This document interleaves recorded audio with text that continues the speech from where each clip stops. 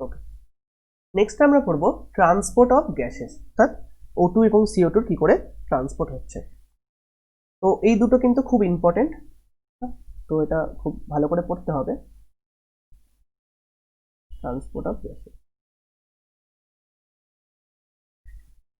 Blood is the medium of transport of O2 and CO2, অর্থাৎ ব্লাডের মাধ্যমে কি হবে O2 আর CO2 ট্রান্সপোর্ট হবে।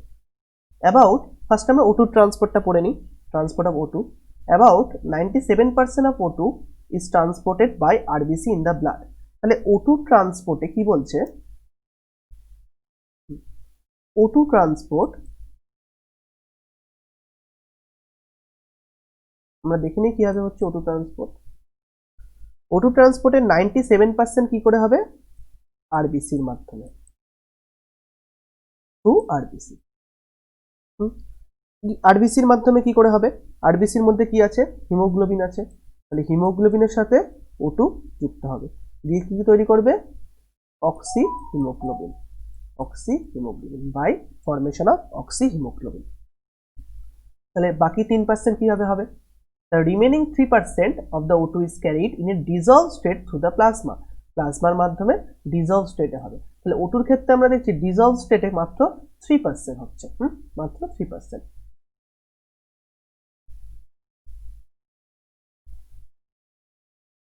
এইবার আমরা দেখে নিই, এইবার এই O2 ট্রান্সপোর্টটা বোঝার জন্য হিমোগ্লোবিনের কিছু ফিচার বা হিমোগ্লোবিনের যে কার্ভটা বোঝার জন্য আমরা একটু করব। এক সেকেন্ড, নতুন একটা পেজ নিয়ে নিই।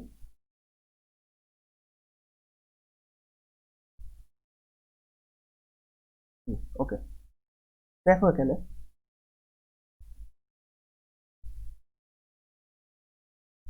তাহলে আমরা কি দেখলাম, 97% O2 কি করে ট্রান্সপোর্ট হচ্ছে, হিমোগ্লোবিনের মাধ্যমে অ্যাজ অক্সি হিমোগ্লোবিন, এবং 3% কিন্তু প্লাজমাতে ডিজলভ হয়ে ট্রান্সপোর্ট হচ্ছে। এই O2 এর সাথে হিমোগ্লোবিনের বাইন্ডিংটা এনসেটেতে লেখা আছে, এটা হচ্ছে রিভার্সেবল, RE রিভার্সেবল, এর বাইন্ডিংটা হচ্ছে রিভার্সেবল। রিভার্সেবল মানে কি, আমরা দেখে নিই। হিমোগ্লোবিনের যদি স্ট্রাকচারটা আমরা দেখি, মাঝে কি দেখবো, আগে Fe2+ থাকে, আর এখানে কি থাকে, অনেক পাইরোল রিং থাকে 4টে। এটা তোমাদের দরকার নেই, কিন্তু একটা জিনিস বোঝার জন্য ইম্পর্টেন্ট, তো দেখে নাও। মাঝে Fe2+ থাকে, আর এখানে কি থাকে, পাইরোল রিং। যেটা তোমাদের মনে রাখতে হবে, হিমোগ্লোবিনের মাঝে যে আয়রনটা থাকে সেটা কিন্তু ফেরাস স্টেটে থাকে, ফেরাস, অর্থাৎ এই ভ্যালেন্সি মানে কম যোজ্যতা ফেরাস। যদি এটা Fe3+ হতো তখন আমরা তাকে কি বলতাম, ফেরিক, ফেরিক। কিন্তু যদি Fe3+ হয়ে যায় তাহলে কিন্তু সমস্যা, তাহলে সেক্ষেত্রে O2 ট্রান্সপোর্ট করতে পারবে না। এখানে মনে রাখতে হবে হিমোগ্লোবিনের মাঝে যে আয়রনটা আছে সেটা কিন্তু Fe2+ হিসেবে, ফেরাস হিসেবে থাকে। এই হিমোগ্লোবিন হচ্ছে 4টে পলিপেপটাইড চেন, মানে 4টে পলিপেপটাইড এরকম চেন থাকে। তো এটা একটা হলে এরকম 4টে থাকবে। এই একটা Feর সঙ্গে একটা O2 মলিকুল বাইন্ড করতে পারে। তাহলে 4টে যেহেতু পলিপেপটাইড চেন, তাহলে 1 মলিকুল অফ হিমোগ্লোবিনে আমরা জেনে রাখবো যে 4O2 বাইন্ড, মানে 4টে অক্সিজেন কিন্তু বাইন্ড করতে পারে। একটা মলিকুল হিমোগ্লোবিনের সাথে 4টে O2 মলিকুল বাইন্ড করতে পারে। এটাই হচ্ছে অক্সি হিমোগ্লোবিন, দিয়ে অক্সি হিমোগ্লোবিন ফর্মেশন করবে HbO2, এটা অক্সি হিমোগ্লোবিন। এবার এখানে রিভার্সেবল মানে কি বললাম, এই যে O2 বাইন্ডিং, এই যে হিমোগ্লোবিনের সাথে যে O2টা বাইন্ড হচ্ছে, এটা কিন্তু একটা রিভার্সেবল প্রসেস, অর্থাৎ O2 হিমোগ্লোবিনের সাথে বাইন্ড হতে পারে, আবার হিমোগ্লোবিন থেকে O2টা কিন্তু ডিসোসিয়েটও হতে পারে। তাহলে O2 যেমন হিমোগ্লোবিনের সাথে বাইন্ড হতে পারে, তেমনি হিমোগ্লোবিন থেকে O2টা কিন্তু কি হতে পারে, ডিসোসিয়েটও হতে পারে। এই এই এই যে ক্যাপাসিটি বা এই যে প্রসেস, ক্যাপাসিটি না, এই যে প্রসেস, এটাকে কি বলে, রিভার্সেবল বাইন্ডিং, রিভার্সেবল বাইন্ডিং। এটা জেনে রাখবে। নেক্সট আমরা আরেকটা ইম্পর্টেন্ট টার্ম আলোচনা করব, সেটা খুব ইম্পর্টেন্ট টার্ম, সেটা হচ্ছে কোঅপারেটিভিটি,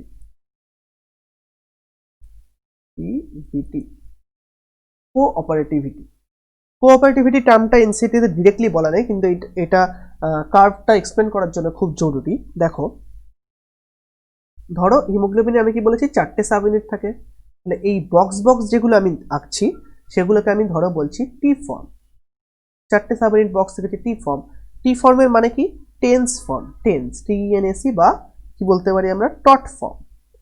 এই টি ফর্ম হচ্ছে deoxygenated form, deoxygenated form. Deoxygenated form মানে কি? এখানে কোনো O2 নেই। তাহলে এইবার কি এলো? O2 আসবে। এইবার O2 আসবে, একটা O2 এলো, তখন একটা O2 এসে একটা কিন্তু এরকম গোল হয়ে গেল, একটা O2 এলো। তাহলে এই যে গোল, যে গোল যেটা রাখছি সেটাকে আমরা বলবো আর ফর্ম। তাহলে এটা আমার হচ্ছে আর ফর্ম, যেটা আঁকছি। আর ফর্ম মানে কি? রিল্যাক্সড ফর্ম, রিল্যাক্স স্টেটে আছে। আর ফর্ম মানে রিল্যাক্স স্টেট, বা বলতে পারি অক্সিজেনেটেড, অক্সিজেন যেহেতু যুক্ত হয়েছে। এইটুকুনি বোঝা গেছে। এবার দেখো, যদি আরেকটা O2 আসে, একটা O2 এসছে, তারপরে আরেকটা O2 এলো, তখন দুটো হয়ে যাবে অক্সিজেনের ফর্মে, আর দুটো টি ফর্মে থাকবে। তারপরে আরেকটা O2 এলো, কটা? ওয়ান মলিকুল হিমোগ্লোবিনের সাথে আমি কটা বলেছি? চারটে O2 বাইন্ড করতে পারে। তাহলে আরেকটা O2 বাইন্ড করবে, এরকম হলো। নেক্সট, এবার আরেকটা O2 বাইন্ড করতে পারে। এবার দেখা গেল চারটে কিন্তু কোন ফর্মে চলে গেল? আর ফর্মে। চারটে আর ফর্ম বা রিল্যাক্সড ফর্মে চলে গেল, এইবার কোঅপারেটিভিটি জিনিসটা কি? একটা জিনিস এখানে, একটা হিমোগ্লোবিনের ক্যারেক্টারিস্টিক ফিচার আছে, সেটা হচ্ছে এই প্রথম O2 যে বাইন্ডিং, সেইটার যে অ্যাফিনিটি, সেটা কিন্তু খুব কম। প্রথম O2টা বাইন্ডিং এর অ্যাফিনিটি খুব কম, অর্থাৎ প্রথম O2টা বাইন্ড করার প্রবণতা খুব কম। কিন্তু একবার যদি ফার্স্ট O2টা বাইন্ড করে যায়, তাহলে সেকেন্ড O2টা বাইন্ড করার প্রবণতা কিন্তু প্রায় 500 গুণ বেড়ে যায়, 500 গুণ বেড়ে যাবে। আবার সেকেন্ড O2টা যদি বাইন্ড করে, থার্ড O2টা বাইন্ড করার প্রবণতাও কিন্তু আরো বেড়ে যায়। এটাকে বলা হচ্ছে কোঅপারেটিভিটি। কোঅপারেটিভিটি মানে একটা O2 বাইন্ড করলে আরেকটা O2 বাইন্ড করার প্রবণতা অনেক বেড়ে যায়। তাহলে আমরা এখানে কি লিখতে পারি? একটু লিখে নিও। O2 affinity of each of the 4 O2 binding sites of deoxyhemoglobin is much lower, খুব কম। The increase in the affinity of hemoglobin for O2 binding, the increase in the affinity of hemoglobin for O2 binding after the first binding of O2 molecule is almost 500 folds। তাহলে একটা O2 bind করার পর second O2 বাইন্ডের probability বা affinity কিন্তু 500 folds বেড়ে যায়। In this way hemoglobin molecule binds to 4 O2 molecule quickly। এই ঘটনাটাকে আমরা কি বলি? কোঅপারেটিভিটি। তাহলে হিমোগ্লোবিন এখানে কি দেখা যাচ্ছে? O2 অ্যাফিনিটি কিন্তু বেড়ে যাচ্ছে একটা O2 বাইন্ড করার পর। এইবার আমরা এনসিইআরটি আবার পড়ি।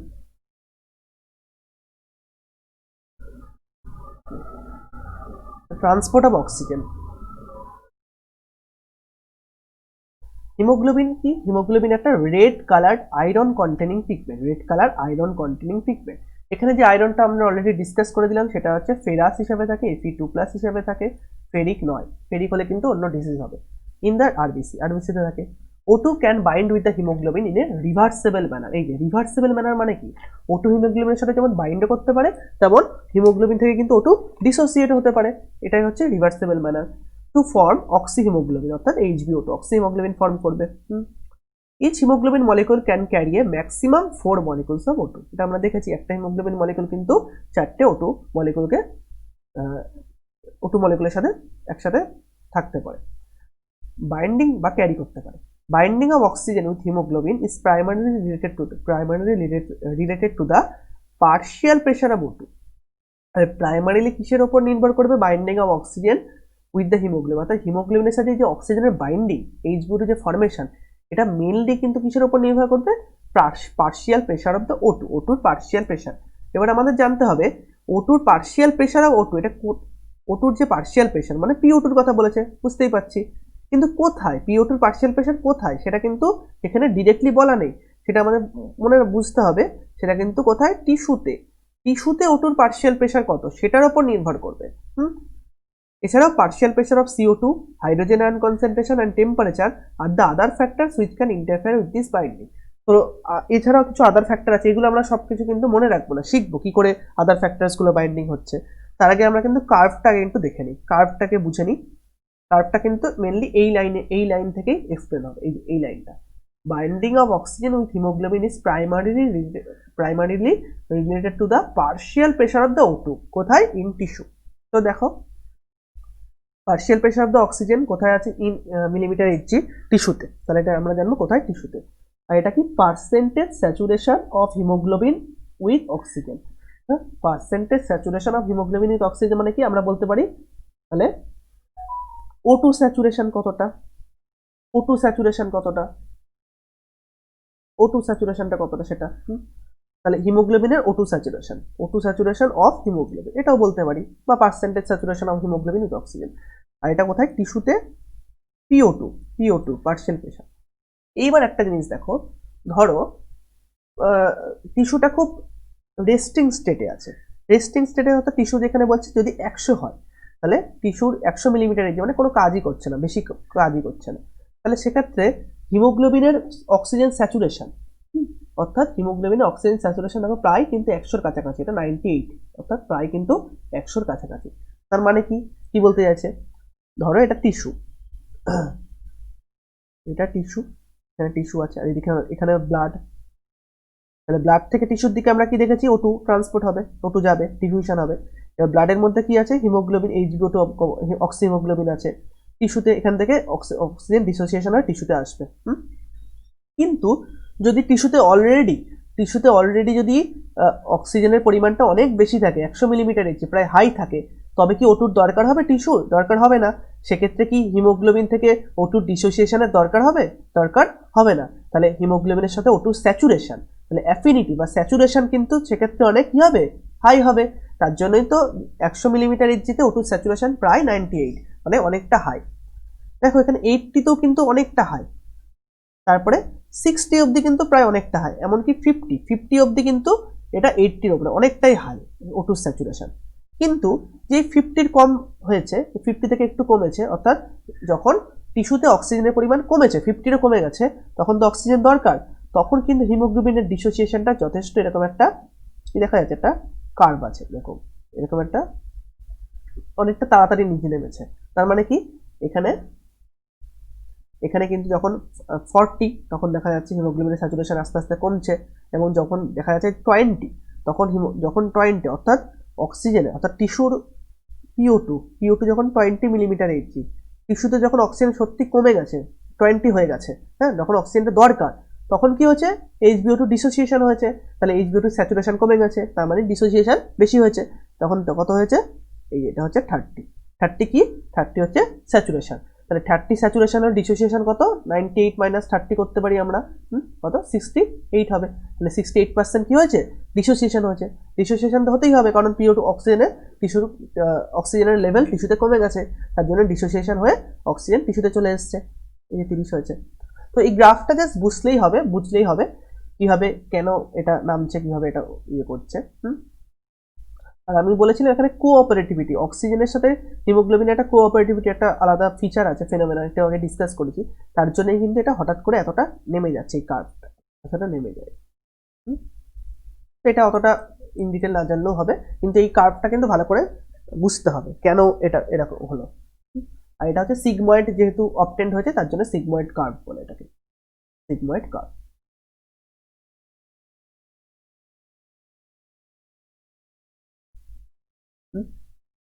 বা এটাকে অক্সিজেন ডিসোসিয়েশন কার্ভও বলে, অক্সিজেন ডিসোসিয়েশন কার্ভ। ওকে, এইবার O2 এখানে যেটুকুনি বাকি আছে সেটুকুনি আমরা এখন পড়বো না, সেটুকু কিন্তু CO2টা পড়ে এসে তারপরে ওই জায়গাটা পড়বো, তাহলে একটু সুবিধা হবে। নেক্সট আমরা কি বলবো, transport of carbon dioxide.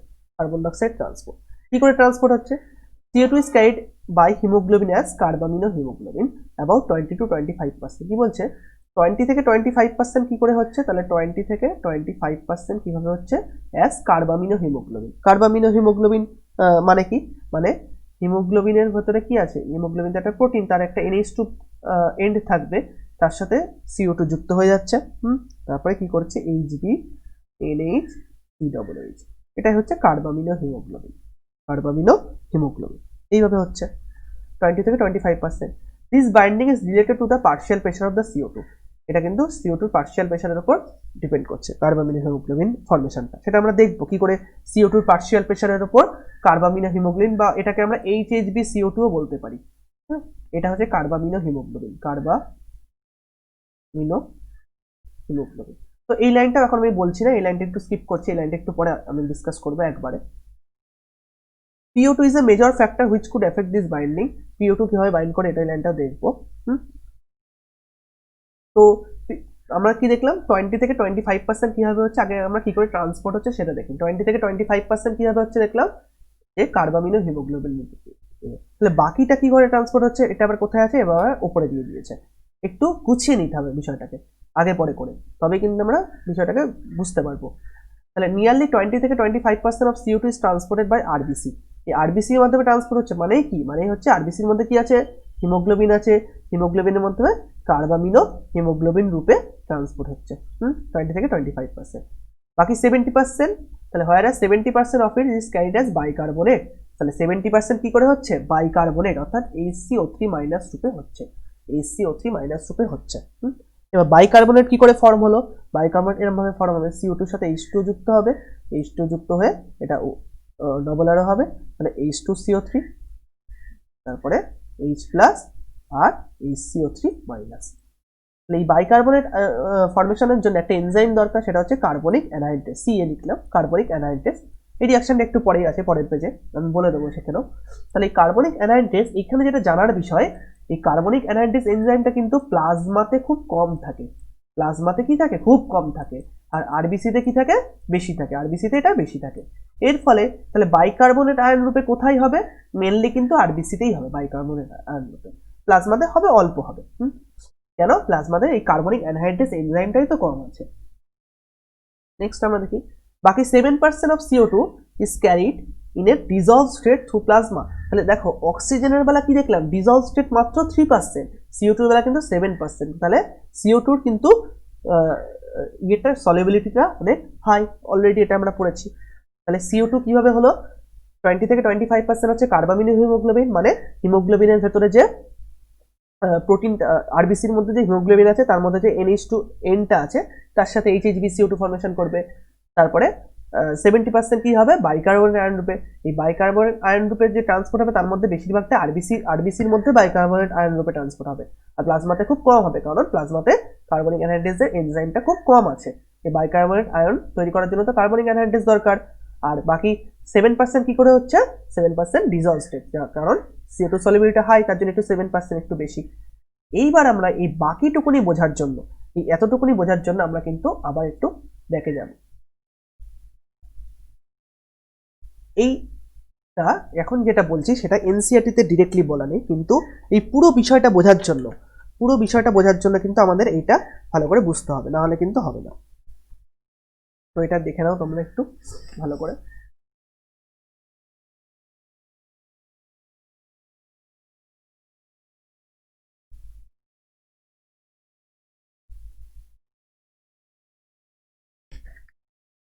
Double দাগ হয়ে গেল, এক সেকেন্ড।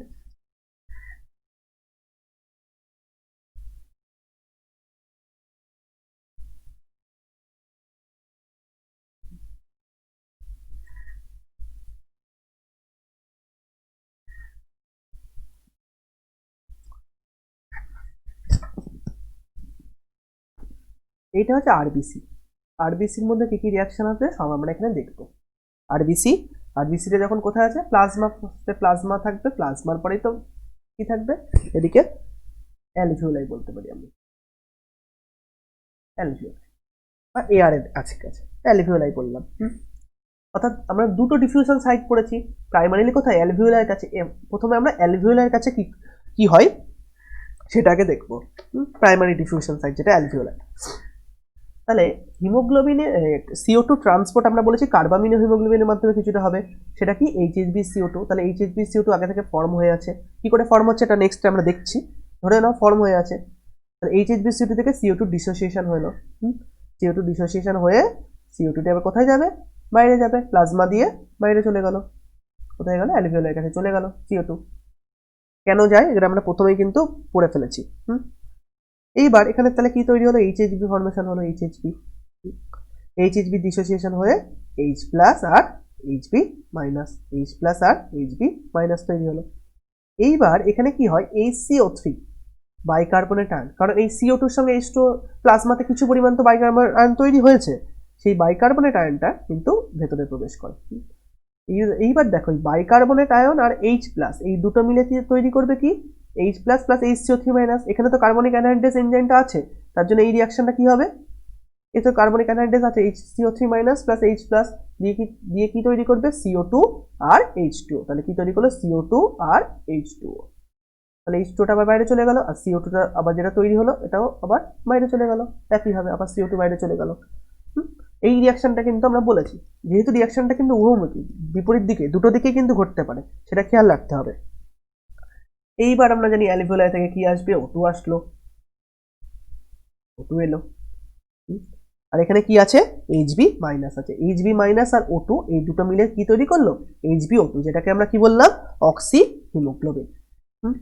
তাহলে এখানে এইভাবে হলো, তাহলে O2 এভাবে ট্রান্সপোর্ট হলো, CO2 এভাবে বাইরে বেরোলো। এখানে একটা খুব ইম্পর্টেন্ট জিনিস, সেটা হচ্ছে দেখো HCO3 মাইনাস যেহেতু একটা নেগেটিভ চার্জ আয়ন যেহেতু ভেতরে ঢুকেছে, তার জন্য এখানে কি হবে, একটা নেগেটিভ চার্জ আয়ন ভেতর থেকে বাইরে যাবে। এখানে এটা কি Cl মাইনাস, Cl মাইনাস, আচ্ছা ঠিক করে লিখে নিই, Cl মাইনাস, Cl মাইনাস কি ভেতর থেকে বাইরে চলে গেল। এই ঘটনাকে আমরা কি বলি, ক্লোরাইড শিফট, ক্লোরাইড শিফট। তো এটা কিন্তু একটু এক্সট্রা, কিন্তু এটা খুব ইম্পর্টেন্ট বোর্ডের জন্য, এবং নিতে তো আসতেই পারে, তো এটা কিন্তু জেনে নেবে। ক্লোরাইড শিফটের ক্ষেত্রে ক্লোরিনটা কিন্তু ভেতর থেকে বাইরের দিকে যাবে, কখন, অ্যালভিওলার কাছে, যখন ডিফিউশন পাথটা যখন অ্যালভিওলার কাছে হবে, এটা কিন্তু খুব ইম্পর্টেন্ট। তো এই জিনিসটা কিন্তু মনে রাখলে অনেক সুবিধা হবে। তার আগে একটা, এটা হচ্ছে অ্যালভিওলাই হলো, আরেকটা ডিফিউশন পাথ আছে, আরেকটা কি আছে, আরেকটা হচ্ছে যখন টিস্যুর কাছে, তো টিস্যুর কাছেও কি ঠিক কি ঘটনা হয় আমরা দেখে নিই। টিস্যুর কাছে কি হচ্ছে দেখে নিই। তাহলে এটা হচ্ছে আরবিসি, আরবিসিটা এখন কোথায় আছে, এখন টিস্যুর কাছে আছে, এখানে প্লাজমা, এখানে হচ্ছে টিস্যু। ওকে, তাহলে এখানে দেখো টিস্যু থেকে কি আসবে, টিস্যু থেকে CO2 আরবিসির ভেতরে ঢুকছে, এগুলো আমরা দেখেছি কেন ঢুকছে CO2। আর HbO2 যে ফর্মেশন হয়েছিল নিচে অক্সি হিমোগ্লোবিন, টিস্যুতে তো অক্সিজেন যাবে, অক্সিজেনের কি হবে, ডিসোসিয়েশন হবে, তাহলে টিস্যুতে অক্সিজেন চলে গেল, অক্সিজেনের ডিসোসিয়েশন হলো, তাহলে HbO2 ডিসোসিয়েশন হয়ে Hb আর O2 তৈরি হয়। এইবার দেখো CO2 তো ভেতরে ঢুকলো, এইবার এখানে কি হয়, H2O ভেতরে ঢুকে, H2O ভেতরে ঢুকে। এইবার আমরা জানি এখানে কিন্তু কার্বনিক অ্যানহাইড্রেস এনজাইমটা আছে, কার্বনিক অ্যানহাইড্রেস আরবিসিতে, তার জন্য কি হয়, CO2 প্লাস H2O মিলে তৈরি করে কি H প্লাস আর কি করে HCO3 মাইনাস, এবং HCO3 মাইনাসটা বাইরে বেরিয়ে যায়। এবার HCO3 মাইনাস বাইরে বেরিয়ে গেল, যেহেতু HCO3 মাইনাস এখানে বাইরে বেরিয়ে গেল, তার জন্য Cl মাইনাস, তাহলে ক্লোরাইড শিফট আমরা বললাম যে Cl মাইনাস এবার কি হবে, ভেতরে ঢুকবে, তাহলে ক্লোরাইড শিফট এবার কিন্তু উল্টো দিকে হলো, শিফটটা ক্লোরিনের শিফটটা এবার উল্টো দিকে হলো। সুতরাং কখন কোথায় হচ্ছে এটাও কিন্তু ক্লোরাইড শিফট, কখন কোথাও কোন দিকে হচ্ছে সেটা একটু মনে রাখার চেষ্টা করবে। নেক্সট আমরা কি দেখি, তাহলে এখানে H প্লাস আছে আর HCO3 মাইনাস আছে। এইবার এখানে যে Hb ফর্মেশন হয়েছে, Hbর সঙ্গে কি হয়েছে, HCO3 মাইনাস বাইরে চলে গেছে, H প্লাস আর Hb মিলে তৈরি করেছে কি HHb ফর্মেশন করে, আর এখানে CO2 টা ভেতরে এসছে, HHb আর CO2 মিলে তৈরি করবে কি HHb CO2, HHbCO2 বোঝা গেল। HHbCO2 অর্থাৎ কি করছে, কার্বামিনো হিমোগ্লোবিন ফর্মেশন করছে। এই জিনিসটা কিন্তু খুব ভালো করে মনে রাখতে হবে, তবে কিন্তু আমরা এনসিইআরটির বাকি যে লাইনগুলো আমি যেগুলো স্কিপ করেছি ফার্স্টে পড়ানোর সময় সেগুলো কিন্তু খুব সুন্দর করে আমরা থিওরিটিক্যালি তো বুঝবোই এবং প্র্যাকটিক্যালিও কিন্তু খুব ভালো করে বুঝতে পারবো।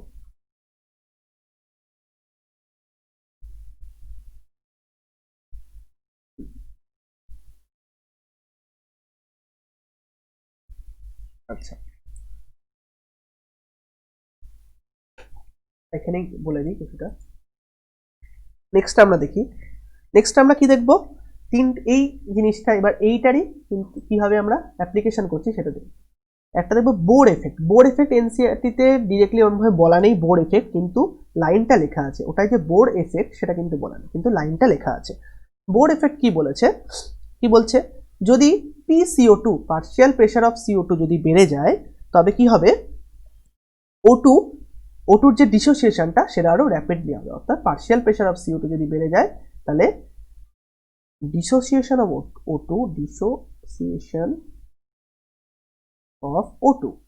যে ডিসোসিয়েশন HbO2 থেকে সেটা কিন্তু কি হচ্ছে, বেশি বেড়ে যাচ্ছে। তাহলে দেখো O2 যদি ডিসোসিয়েশনটা বেড়ে যায়, আচ্ছা কার্ভটা আঁকার চেষ্টা করি, সেটা হচ্ছে দেখো O2 যদি ডিসোসিয়েশন বেড়ে যায়, নর্মালি ধরো এরকম ছিল, এবার O2 ডিসোসিয়েশন বেড়ে গেছে, তাহলে ডিসোসিয়েশন বেড়ে গেলে কার্ভটা কোন দিকে শিফট করবে, ডান দিকে, তাহলে কার্ভটা কিন্তু ডান দিকে শিফট করবে, রাইট। তাহলে এখানে কেন বেড়ে গেছে, এখানে PCO2 বেড়ে গেছে। PCO2 বাড়লে কি বলছি আমি, O2 ডিসোসিয়েশনটা বেড়ে যায়, এইটা একটা লাইন। এই লাইনটাও তোমরা মনে রাখতে পারো, CO2 বাড়লে কি হবে, পিএইচ কমে যাবে, এরকম ভাবে পিএইচ কমে যাবে এবং ডিসোসিয়েশন O2 বেড়ে যাবে। কিন্তু এই লাইনটা আমরা এভাবে মনেও রাখবো এবং এই লাইনটা সত্যিই কেন হচ্ছে সেটা বুঝবো। দেখো একটা জিনিস এখানে দেখো, CO2 যদি বেড়ে যায়, পার্শিয়াল প্রেশার অফ CO2 যদি বেড়ে যায়, ওকে, তাহলে পার্শিয়াল প্রেশার অফ CO2 বেড়ে গেলে তাহলে CO2 এখানে বেশি বেশি চলে আসছে, CO2 তাহলে CO2 যদি অনেক চলে আসে এখানে, তাহলে কি হবে, H plus CO2 plus H2 মিলে H প্লাস তৈরি করবে, H প্লাস কি হবে, অনেক বেশি হবে, H plus formation, H plus formation অনেক বেশি হবে, তাহলে পিএইচ কমে যাবে H প্লাস ফর্মেশন হলে। তাহলে H প্লাস ফর্মেশন যদি বেশি হয় সেক্ষেত্রে H প্লাসের সঙ্গে HBও বেশি বেশি ডিসোসিয়েশন হবে O2 থেকে, তাহলে H প্লাস আর HB মিলে HHB ফর্মেশন করবে, HHB ফর্মেশন করবে। তাহলে HB যদি ডিসোসিয়েশন বেশি হয়, ডিসোসিয়েশন না মানে HB যদি HHB ফর্মেশন বেশি হয় তাহলে HbO2 থেকে HB ডিসোসিয়েশনটাও বেশি হবে, তাহলে O2 বেশি হবে, তাহলে O2 বেশি ডিসোসিয়েশন হলে O2 কিন্তু HbO2 থেকে ডিসোসিয়েশনটা বেশি হবে। মানে কি, CO2 যদি বাড়ে, দেখো এখানে H প্লাস বাড়ছে, H প্লাস বাড়লে পিএইচ কমবে, H প্লাস বাড়লে HbO2 থেকে HB ডিসোসিয়েশন বাড়বে, ফলে O2 ডিসোসিয়েশন বাড়বে, নর্মাল। তাহলে কিন্তু আমরা এই রিঅ্যাকশনগুলো থেকে খুব সুন্দরভাবে এই লাইনটা কিন্তু আমরা বুঝতেও পারছি এবং আমরা নিজেদের সাথে মিলিয়েও নিতে পারছি, এইটা ইম্পর্টেন্ট। তো লাইনটাও মনে রাখবে প্লাস অ্যাকচুয়ালি কেন হয় সেটাও কিন্তু মনে রাখার চেষ্টা করবে।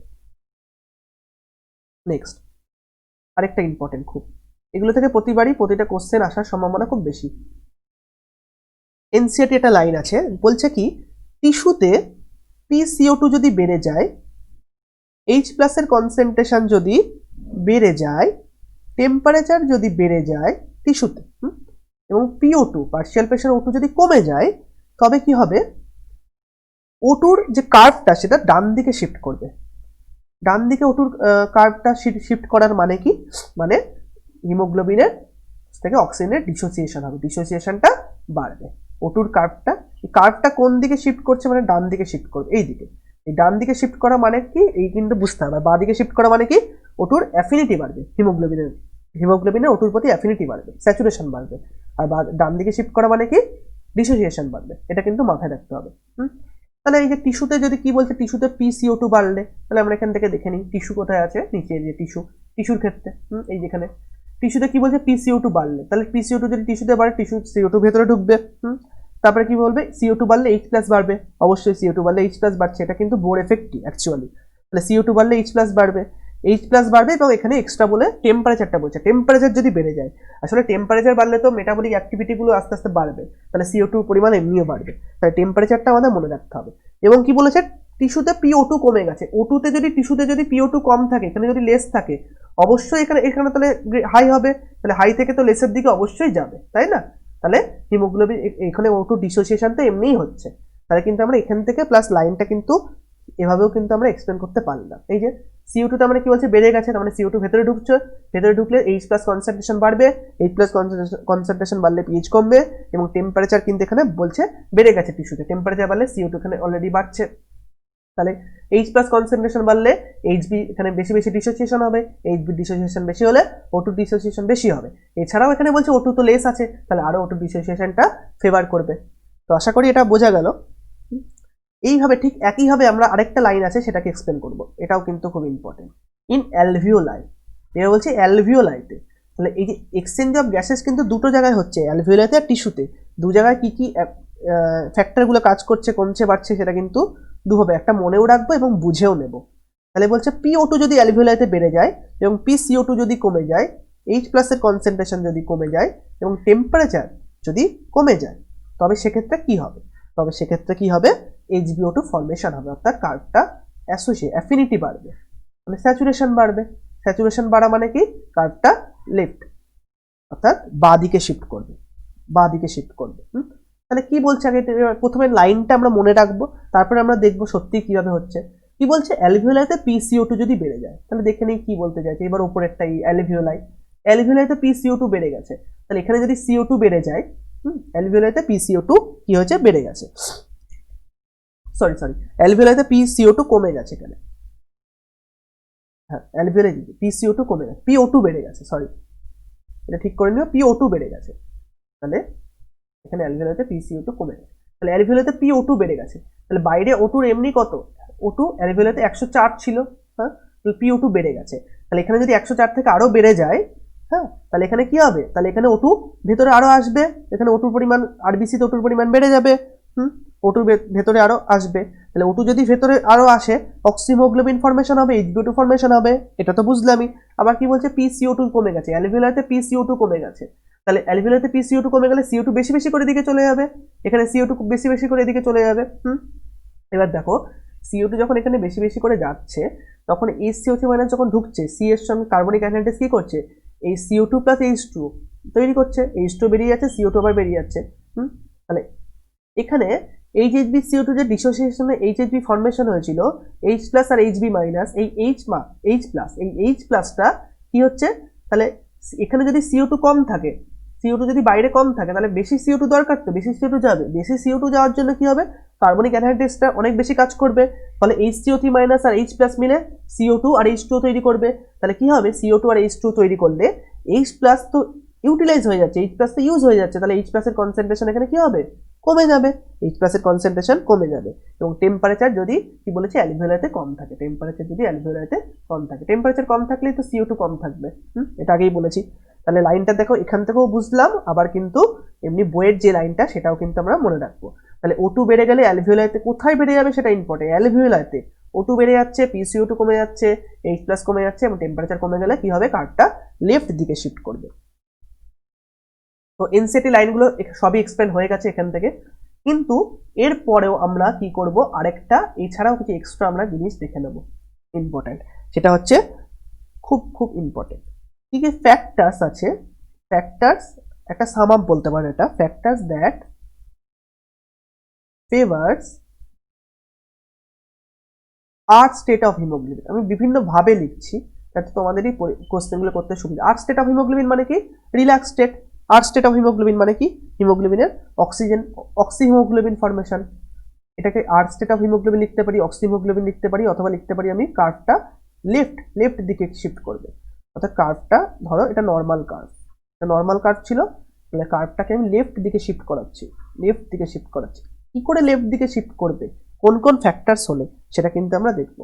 এক নম্বর হচ্ছে ফিটাস হিমোগ্লোবিনের ক্ষেত্রে কিন্তু O2 অ্যাফিনিটি অনেক বেশি থাকে, এটা জেনে দেখো। অ্যাডাল্ট হিমোগ্লোবিনের থেকে ফিটাস হিমোগ্লোবিন আলফা 2 বিটা 2 হয়, ফিটাস হিমোগ্লোবিন কিন্তু আলফা 2 ডেল্টা 2 হবে, সুতরাং ফিটাস হিমোগ্লোবিন কিন্তু O2 অ্যাফিনিটি অনেক বেশি থাকে ফিটাস হিমোগ্লোবিনের ক্ষেত্রে অ্যাডাল্টের তুলনায়।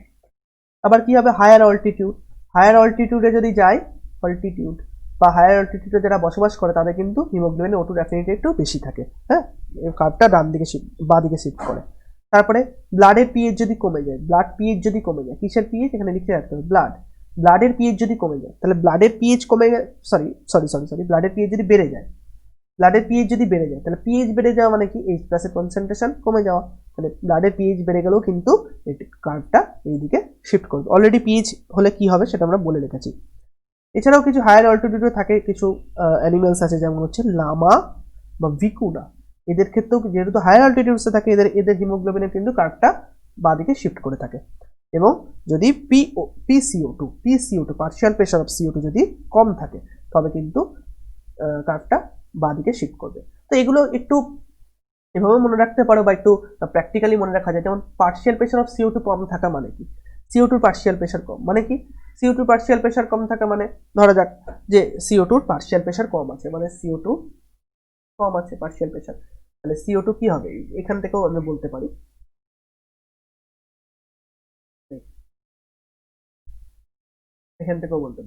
যে CO2 পার্শিয়াল প্রেশার যদি কম থাকে, অর্থাৎ CO2 যদি কম থাকে তাহলে CO2 সেক্ষেত্রে এই যে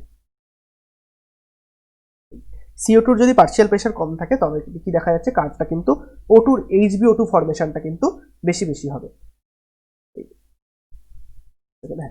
HbO2 ফরমেশনটা বেশি হবে, HbO2 ফরমেশনটা কিন্তু বেশি হবে CO2 যদি পার্শিয়াল প্রেশারটা কম থাকে। CO2 পার্শিয়াল প্রেশার কম থাকা মানে কি, ধরা যাক এখানে CO2 পার্শিয়াল অলরেডি আমি বলে দিয়েছি, তবু আরেকবার বলছি, CO2 পার্শিয়াল প্রেশার কম, তাহলে HHB CO2 থেকে HHB আর CO2 ফরমেশন হলো, তাহলে CO2 বেশি করে চলে যাচ্ছে, হ্যাঁ, তাহলে HHB থেকে HB মাইনাস হলো, HB মাইনাস থেকে আবার HbO2, তাহলে অক্সিজেনের অ্যাফিনিটিটা কিন্তু এখান থেকে বেড়ে গেল। সুতরাং এইগুলো থেকেও কিন্তু তোমরা একটা মিলিয়ে নিতে পারো, প্লাস মনেও রাখতে হবে, প্লাস এটা মিলিয়ে নিতে হবে। এবার আমরা নেক্সট পড়বো factors that favours the T state of haemoglobin. Factors favour হচ্ছে টি স্টেট বলতে পারি, অথবা কি বলতে পারি, আমরা বলতে পারি যে কার্ভটা ডান দিকে শিফট করবে, টি স্টেট বলতে পারি, বা বলতে পারি কার্ভটা ডান দিকে শিফট করবে, অথবা বলতে পারি যে factors that favour the O2 dissociation of haemoglobin, এটাও বলতে পারি, বিভিন্ন ভাবে কিন্তু বলতে পারে। তার মানে কি কার্ভটা যদি এরকম হয় তাহলে কার্ভটা এইদিকে শিফট করেছে। কেন শিফট করেছে এগুলো কিন্তু অলরেডি আমরা পড়েছি। তাহলে পিএইচ যদি কমে যায় মানে H প্লাসের কনসেন্ট্রেশন যদি বেড়ে যায়, এটা একটা কারণ হতে পারে। 2 নম্বর কারণ কি হতে পারে, PCO2 যদি বেড়ে যায়, এটাকে আমরা কি বোর এফেক্ট বলেছি, বোর এফেক্ট। PCO2 যদি বেড়ে যায়, BOHR Bohr effect, partial pressure of CO2 যদি বেড়ে যায় তাহলে ভাবে PO2 যদি কমে যায়, তারপরে টেম্পারেচার যদি বেড়ে যায় তবে কিন্তু ডান দিকে শিফট করতে পারে। এছাড়াও কিন্তু আরেকটা আছে, ধরো 2,3-BPG 2,3-বিসফসফোগ্লিসারিক অ্যাসিড গ্লিসারেট, এটা একটা বাই প্রোডাক্ট অফ গ্লাইকোলাইসিস। এটা এনসিইআরটি তে বলা নেই directly, by product of glycolysis, এটা দেখে রাখতে পারো। বাই প্রোডাক্ট অফ গ্লাইকোলাইসিস মানে কি, গ্লাইকোলাইসিসে তো সাধারণত অক্সিজেন লাগবে না, তাহলে দেখো 2,3-BPG, তো যদি ধরো 2,3-BPG কি হয়েছে, 2,3-BPG বেশি হচ্ছে, 2,3-BPG বেশি হচ্ছে, তখন 2,3-BPG যদি বেশি হয়, যদি এক্সেস হয়ে যায়, তখন সেল বুঝতে পারে আচ্ছা 2,3-BPG বেশি হচ্ছে মানে গ্লাইকোলাইসিস বেশি হচ্ছে, তার মানে কি আমার গ্লাইকোলাইসিস বেশি হওয়া মানে কি আমার পার্শিয়াল প্রেশার অফ অক্সিজেন টিস্যুতে কমে গেছে, হ্যাঁ, তখন কি করে, তখন টিস্যুতে যেহেতু পার্শিয়াল প্রেশার অফ অক্সিজেন কমে গেছে, ধরো এটা টিস্যুতে PO2 কমে গেছে, তখন কি করবে, ব্লাড থেকে হিমোগ্লোবিন বেশি করে দিয়ে দেবে টিস্যুতে, কারণ যেহেতু অক্সিজেন প্রেশার কমে গেছে, বেশি দরকার O2 টিস্যুতে। সুতরাং আশা করি এই জিনিসগুলো আর অসুবিধা হবে না এখান থেকে। তো এই ফ্যাক্টরগুলো কিন্তু আবার মনে রাখবে, নিজের মতো করে মনে রাখতে হবে, এটা খাতায় নিজের মতো করে খাতায় কিন্তু নোট করে রাখলেই সবচেয়ে বেশি সুবিধা, তাহলে এনসিইআরটি তে কিন্তু ছড়িয়ে ছিটিয়ে লেখানো আছে। তো এবার এনসিইআরটি পড়ি, এইগুলো আমরা সব লাইনগুলো পড়ে ফেলেছি।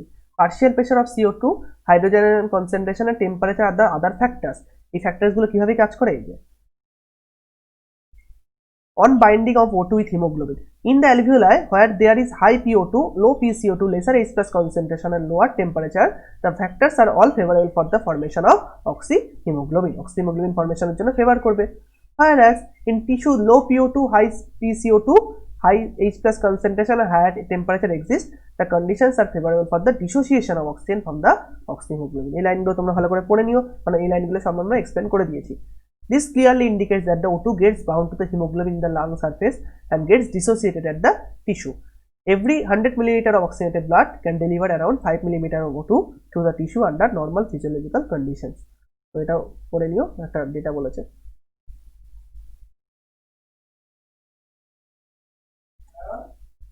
এক সেকেন্ড। হ্যাঁ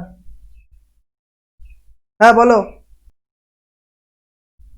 ওকে, নেক্সট আমরা পড়বো ট্রান্সপোর্ট অফ গ্যাসেস, অর্থাৎ O2 এবং CO2 কি করে ট্রান্সপোর্ট হচ্ছে। তো এই দুটো কিন্তু খুব ইম্পর্টেন্ট, তো এটা খুব ভালো করে পড়তে হবে। Transport of gases, blood is the medium of transport of O2 and CO2, অর্থাৎ ব্লাডের মাধ্যমে কি হবে O2 আর CO2 ট্রান্সপোর্ট হবে। অ্যাবাউট, ফার্স্ট আমরা O2 ট্রান্সপোর্টটা পড়ে নিই। Transport of O2, about 97% of O2 is transported by RBC in the blood. তাহলে O2 ট্রান্সপোর্টে কি বলছে, O2 ট্রান্সপোর্ট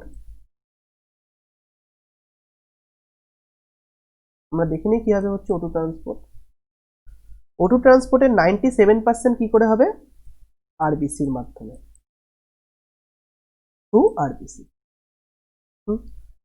আরবিসির মাধ্যমে কি করে হবে, আরবিসির মধ্যে কি আছে, হিমোগ্লোবিন আছে, তাহলে হিমোগ্লোবিনের সাথে O2 যুক্ত হবে, দিয়ে কি তৈরি করবে, oxyhaemoglobin, oxyhaemoglobin by formation of oxy haemoglobin.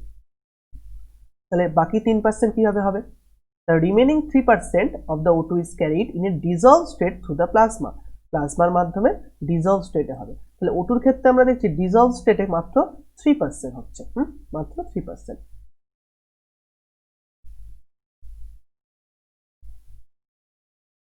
এইবার আমরা দেখে নিই, এইবার এই O2 ট্রান্সপোর্টটা বোঝার জন্য হিমোগ্লোবিনের কিছু ফিচার বা হিমোগ্লোবিনের যে কার্ভটা বোঝার জন্য আমরা একটু করব। এক সেকেন্ড, নতুন একটা পেজ নিয়ে নিই।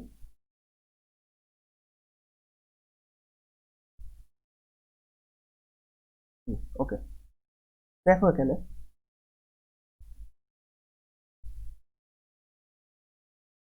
তাহলে আমরা কি দেখলাম 97% O2 কি করে ট্রান্সপোর্ট হচ্ছে, হিমোগ্লোবিনের মাধ্যমে অ্যাজ অক্সি হিমোগ্লোবিন, এবং 3% কিন্তু প্লাজমাতে ডিজলভ হয়ে ট্রান্সপোর্ট হচ্ছে। এই O2 এর সাথে হিমোগ্লোবিনের বাইন্ডিংটা এনসেটেতে লেখা আছে, এটা হচ্ছে রিভার্সেবল, RE রিভার্সেবল, এই বাইন্ডিংটা হচ্ছে রিভার্সেবল। রিভার্সেবল মানে কি, আমরা দেখে নিই। হিমোগ্লোবিনের যদি স্ট্রাকচারটা আমরা দেখি, মাঝে কি দেখব, আগে Fe2+ থাকে, আর এখানে কি থাকে, অনেক পাইরোল রিং থাকে 4টে। এটা তোমাদের দরকার নেই, কিন্তু একটা জিনিস বোঝার জন্য ইম্পর্টেন্ট, তো দেখে নাও। মাঝে Fe2+ থাকে, আর এখানে কি থাকে, পাইরোল রিং। যেটা তোমাদের মনে রাখতে হবে, হিমোগ্লোবিনের মাঝে যে আয়রনটা থাকে সেটা কিন্তু ফেরাস স্টেটে থাকে, ফেরাস, অর্থাৎ এই ভ্যালেন্সি মানে কম যোজ্যতা ফেরাস। যদি এটা Fe3+ হতো তখন আমরা তাকে কি বলতাম, ফেরিক, ফেরিক। কিন্তু যদি Fe3+ হয়ে যায় তাহলে কিন্তু সমস্যা, তাহলে সেক্ষেত্রে O2 ট্রান্সপোর্ট করতে পারবে না।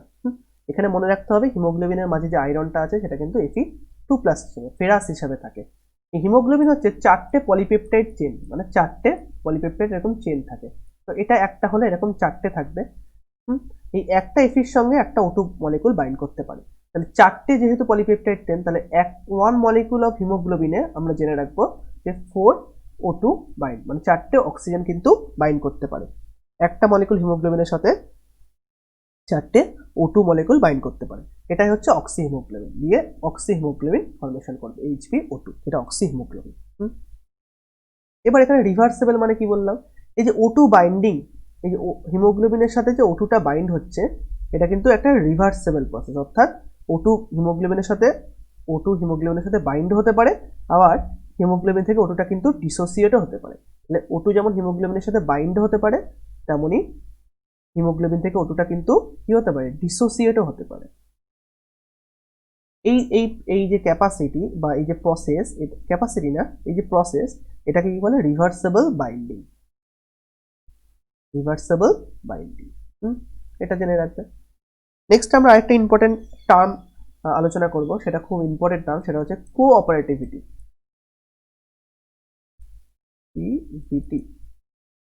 কোঅপারেটিভিটি। কোঅপারেটিভিটি টার্মটা এনসিটিতে ডিরেক্টলি বলা নেই, কিন্তু এটা কার্ভটা এক্সপ্লেন করার জন্য খুব জরুরি। দেখো, ধরো হিমোগ্লোবিনে আমি কি বলেছি 4টে সাব ইউনিট থাকে, তাহলে এই বক্স বক্স যেগুলো আমি আঁকছি সেগুলোকে আমি ধরো বলছি টি ফর্ম। 4টে সাব ইউনিট বক্স থেকে টি ফর্ম। টি ফর্মের মানে কি? টেন্স ফর্ম, টেন্স, TENSE, বা কি বলতে পারি আমরা টট ফর্ম। এই টি ফর্ম হচ্ছে deoxygenated form, deoxygenated form. Deoxygenated form মানে কি? এখানে কোনো O2 নেই। তাহলে এইবার কি এলো? O2 আসবে, এইবার O2 আসবে, একটা O2 এলো, তখন একটা O2 এসে একটা কিন্তু এরকম গোল হয়ে গেল, একটা O2 এলো। তাহলে এই যে গোল, যে গোল যেটা আঁকছি সেটাকে আমরা বলবো আর ফর্ম। তাহলে এটা আমার হচ্ছে আর ফর্ম। যেটা আঁকছি আর ফর্ম মানে কি? রিল্যাক্সড ফর্ম, রিল্যাক্স স্টেটে আছে। আর ফর্ম মানে রিল্যাক্স স্টেট, বা বলতে পারি অক্সিজেনেটেড, অক্সিজেন যেহেতু যুক্ত হয়েছে। এইটুকুনি বোঝা গেছে। এবার দেখো, যদি আরেকটা O2 আসে, একটা O2 এসছে, তারপরে আরেকটা O2 এলো, তখন দুটো হয়ে যাবে অক্সিজেনের ফর্মে, আর দুটো টি ফর্মে থাকবে। তারপরে আরেকটা O2 এলো, কটা? 1 মলিকুল হিমোগ্লোবিনের সাথে আমি কটা বলেছি? 4টে O2 বাইন্ড করতে পারে। তাহলে আরেকটা O2 বাইন্ড করবে, এরকম হলো। নেক্সট, এবার আরেকটা O2 বাইন্ড করতে পারে। এবার দেখা গেল 4টে কিন্তু কোন ফর্মে চলে গেল? আর ফর্মে। 4টে আর ফর্ম বা রিল্যাক্সড ফর্মে চলে গেল, এইবার কোঅপারেটিভিটি জিনিসটা কি? একটা জিনিস এখানে, একটা হিমোগ্লোবিনের ক্যারেক্টারিস্টিক ফিচার আছে, সেটা হচ্ছে এই প্রথম O2 যে বাইন্ডিং, সেইটার যে অ্যাফিনিটি, সেটা কিন্তু খুব কম। প্রথম O2টা বাইন্ডিং এর অ্যাফিনিটি খুব কম, অর্থাৎ প্রথম O2টা বাইন্ড করার প্রবণতা খুব কম। কিন্তু একবার যদি ফার্স্ট O2টা বাইন্ড করে যায়, তাহলে সেকেন্ড O2টা বাইন্ড করার প্রবণতা কিন্তু প্রায় 500 গুণ বেড়ে যায়, 500 গুণ বেড়ে যাবে। আবার সেকেন্ড O2টা যদি বাইন্ড করে, থার্ড O2টা বাইন্ড করার প্রবণতাও কিন্তু আরো বেড়ে যায়। এটাকে বলা হচ্ছে কোঅপারেটিভিটি। কোঅপারেটিভিটি মানে একটা O2 বাইন্ড করলে আরেকটা O2 বাইন্ড করার প্রবণতা অনেক বেড়ে যায়। তাহলে আমরা এখানে কি লিখতে পারি? একটু লিখে নিও। O2 affinity of each of the 4 O2 binding sites of deoxyhemoglobin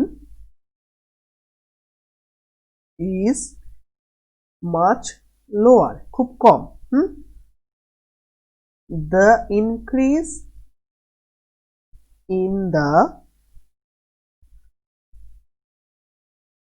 affinity of hemoglobin for O2 binding, the increase in the affinity of hemoglobin for O2 binding after the first binding of O2 molecule is almost 500 folds। তাহলে একটা O2 bind করার পর second O2 বাইন্ডের probability বা affinity কিন্তু 500 folds বেড়ে যায়। In this way hemoglobin molecule binds to 4 O2 molecule quickly। এই ঘটনাটাকে আমরা কি বলি? কোঅপারেটিভিটি। তাহলে হিমোগ্লোবিন এখানে কি দেখাচ্ছে? O2 অ্যাফিনিটি কিন্তু বেড়ে যাচ্ছে একটা O2 বাইন্ড করার পর। এইবার আমরা এনসিআরটি আবার পড়ি।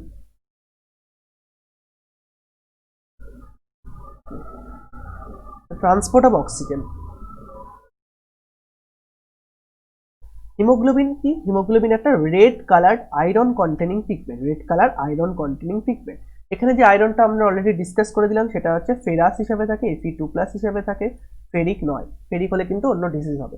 ইন দ্য আরবিসি তে থাকে।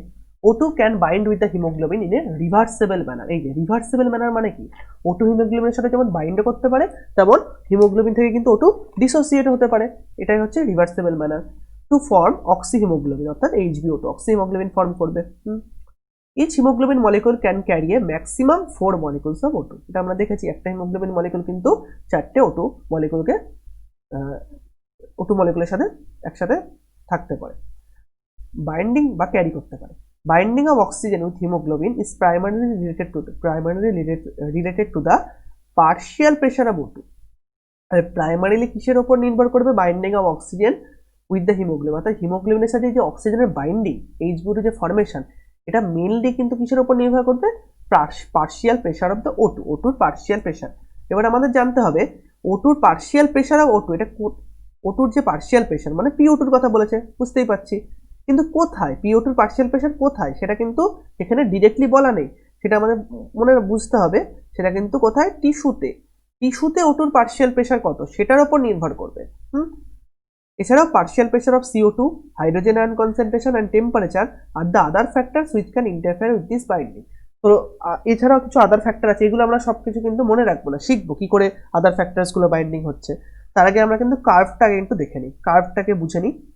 কার্ভটা কিন্তু মেনলি এই লাইন থেকেই এক্সপ্লেন হবে, এই লাইনটা। Binding of oxygen with haemoglobin is primarily related to the partial pressure of the O2, কোথায়? In tissue. তো দেখো partial pressure of the oxygen কোথায় আছে? ইন মিলিমিটার Hg, টিস্যুতে। তাহলে এটা আমরা জানবো কোথায়? টিস্যুতে। আর এটা কি? Percentage saturation of haemoglobin with oxygen. হ্যাঁ, percentage saturation of haemoglobin with oxygen মানে কি আমরা বলতে পারি, তাহলে O2 স্যাচুরেশন কতটা, O2 স্যাচুরেশন কতটা, O2 স্যাচুরেশনটা কতটা সেটা। তাহলে হিমোগ্লোবিনের O2 স্যাচুরেশন অফ হিমোগ্লোবিন এটাও বলতে পারি, বা percentage saturation of haemoglobin with oxygen. আর এটা কোথায়? টিস্যুতে। PO2 partial pressure. এইবার একটা জিনিস দেখো, ধরো টিস্যুটা খুব রেস্টিং স্টেটে আছে।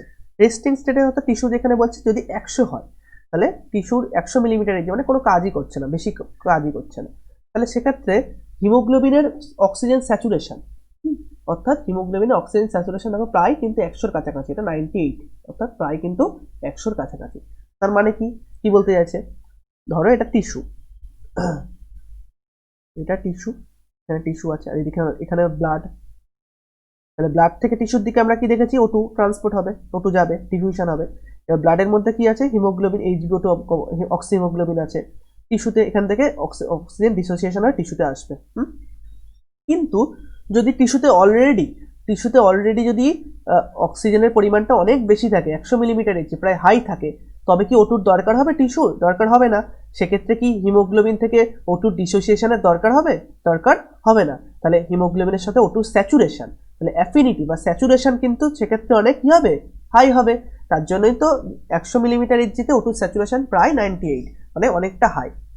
দেখো এখানে 80-তেও কিন্তু অনেকটা হাই, তারপরে 60 অবধি কিন্তু প্রায় অনেকটা হাই, এমনকি 50 অবধি কিন্তু এটা 80-র উপরে অনেকটাই হাই O2 স্যাচুরেশন।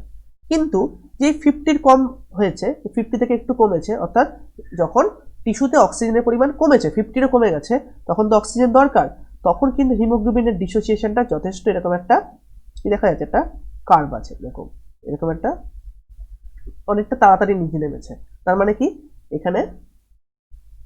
এখানে কিন্তু যখন 40 তখন দেখা যাচ্ছে হিমোগ্লোবিনের স্যাচুরেশন আস্তে আস্তে কমছে, এবং যখন দেখা যাচ্ছে 20 তখন যখন 20 অর্থাৎ অক্সিজেনে অর্থাৎ টিস্যুর PO2 যখন 20 মিলিমিটার Hg, টিস্যুতে যখন অক্সিজেন সত্যি কমে গেছে, 20 হয়ে গেছে, হ্যাঁ, যখন অক্সিজেনটা দরকার, তখন কি হচ্ছে? HbO2 ডিসোসিয়েশন হয়েছে, তাহলে HbO2 স্যাচুরেশন কমে গেছে, তার মানে ডিসোসিয়েশন বেশি হয়েছে, তখন কত হয়েছে? এই এটা হচ্ছে 30 কি 30 হচ্ছে স্যাচুরেশন। তাহলে 30 স্যাচুরেশন আর ডিসোসিয়েশন কত?